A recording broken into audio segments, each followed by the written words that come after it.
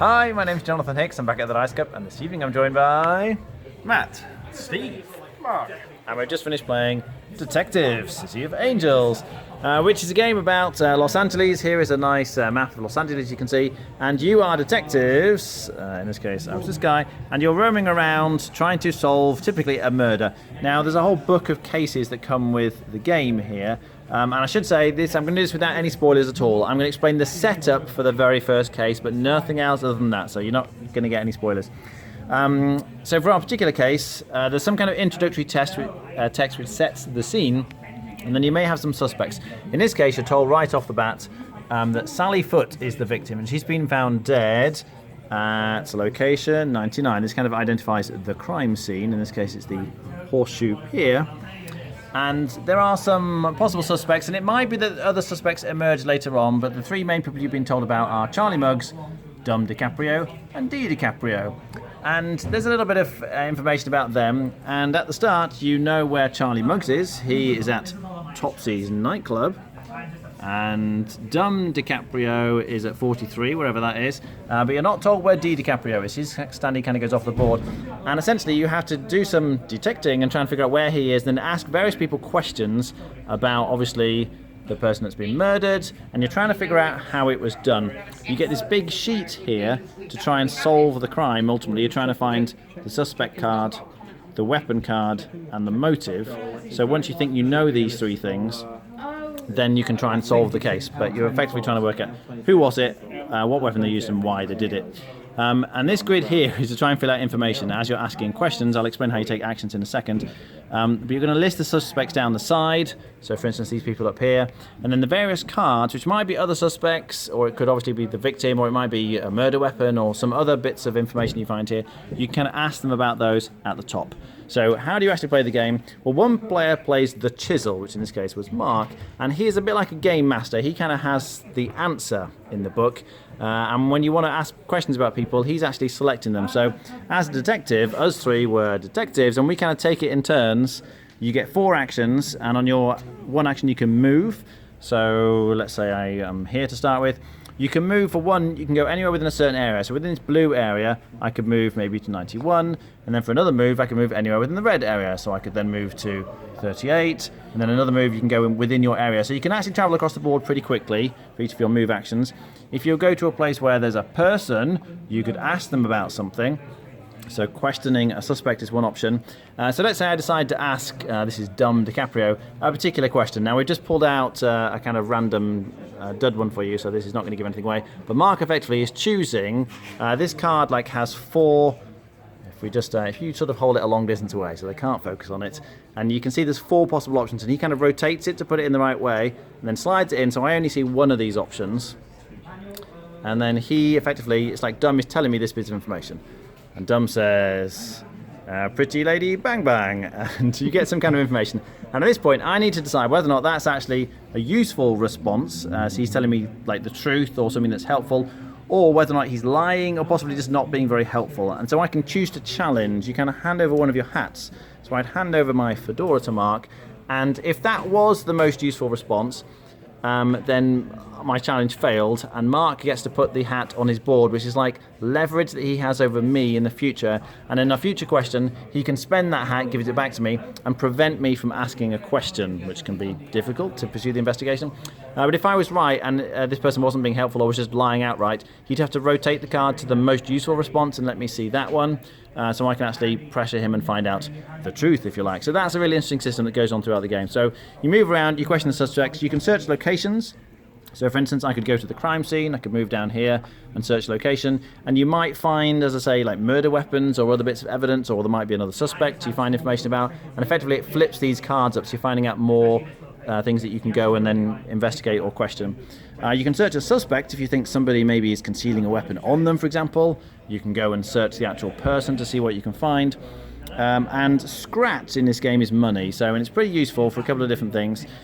So you can analyse to just get one, but generally the main way to get money is kickbacks. If you go to one of these mob joints, like the Stag and Bull, the orange locations, then you can effectively get a certain amount of money depending on the number of players in the game. What do you use money for? Well, when someone else is asking a question, so let's say Matt here is asking a question, then I can actually use one of my snitches. If I pay 3 scratch, then I can use a snitch to kind of listen in on the conversation. So whatever response Mark gives to Matt, I can then see the same response afterwards as well. So that's quite handy. And also, if you find evidence, incidentally, you can kind of pocket it. So if you've got one of these cards, maybe you found this at the crime scene here, rather than sort of handing it in, you can sort of keep it secret so no one else knows what it is. After a few days, it's like a day tracker at the side here, then everyone gets to see what this is. But if you want to know what somebody's concealed evidence is before it eventually materializes, then you can pay either them, or at a police station you can pay the police to find out what that evidence is. So there's a few things you can do with your money here that's quite important and useful on other people's turns. So yeah, you record all this information on here. You have a certain number of days, you can see here, to try and solve the murder, and at some point you can have a guess. Now you only get one guess, and you sort of hand it to the chisel and they decide, they let you know how many you're right. If you get all of them right, you win the game and the game ends there. If you don't get another guess until the very end. Typically everyone will have had at least one guess, but if the time runs out, we all get one more guess. Hopefully we've pieced together a bit more of the case, and whoever's right there is the winner, effectively. What do we think? I thought it was really good. I like this kind of game, like the Sherlock Holmes consultative detective type thing. So this added in some interesting twists with the pushing a suspect to see if they gave you the right answer and that kind of stuff. I liked it. I didn't do very well. My first guess had 0 correct things, but that kind of narrowed it down, and I still got my second guess wrong. But I got it on the third guess, which technically you don't get. So yeah, I definitely play again. All right, Steve. If you like this sort of game but don't like the co-op aspect of it, this is a good version for you. A lot of these sort of games, the Consulting Detective or whatever it might be, True Crime, Detective Crime Chronicles, I can't remember the exact names of the games, but they're all cooperative, and they're cooperative in a very good way, and it's really nice that you're cooperating with each other. But if you want to be like the guy concealing evidence and snitching on other people and trying to kind of question the best, basically, if you question and over push yourself, Mark just takes all your hats like he did with me. And I'm just really bad at when he passes me something, just thinking this can't be it. I'm gonna push my luck, and invariably I don't think I've got any right. It just makes it really hard to then find out. And you've got that decision as well. Do you save your money? Because if you're playing with like 3 players, they're going to have 4 actions and 4 actions on their turns. Do you save your money and try and listen into something they ask? Because that means you don't have to trek all the way across town and ask that question yourself. You know what they're asking, you just don't know what the response is. But the problem with that is, if they don't push Mark back, you might think, oh, clearly that's a lie. They've got to do that. But I've listened into what I think is an incorrect response, and then you make your way over there. Then you ask the question. Then you push Mark back, and he goes, no, I'm taking that hat off you. Oh no, what are you doing? And this gives also the sort of possibilities that Mark really likes playing the chisel. If you've got someone in your group who kind of don't necessarily like the deduction part of it, but likes trying to fool other people, there is a role for you in this game, which there isn't in a regular cooperative deduction sort of game. Mark? Yeah, this captures the Hollywood 1930s, that whole theme perfectly. The card text and like the speech that's used it just completely surrounds you in that sort of style and setting. But as Steve pointed out, and it's true this, I have played it once as the normal player and twice as the chisel, and I much prefer playing the chisel for me. I didn't hate playing as the normal player, but I much prefer, if I'm solving a case, it to be something more complex and done as a group. The individual, I don't have the full information, people, I just didn't like that. I would prefer to have the whole information, we all solve it together. But the reverse side is I much prefer the chisel's much more fun to me. I found it interesting. When can I push it? When can I lie? When can I give them the average answer? So it's just about good enough that they think I'm giving the best answer, but really I'm hiding the best answer. Or even just like screw over players, just doing random things like I'm just going to block you saying this, and then giving the player something completely useless.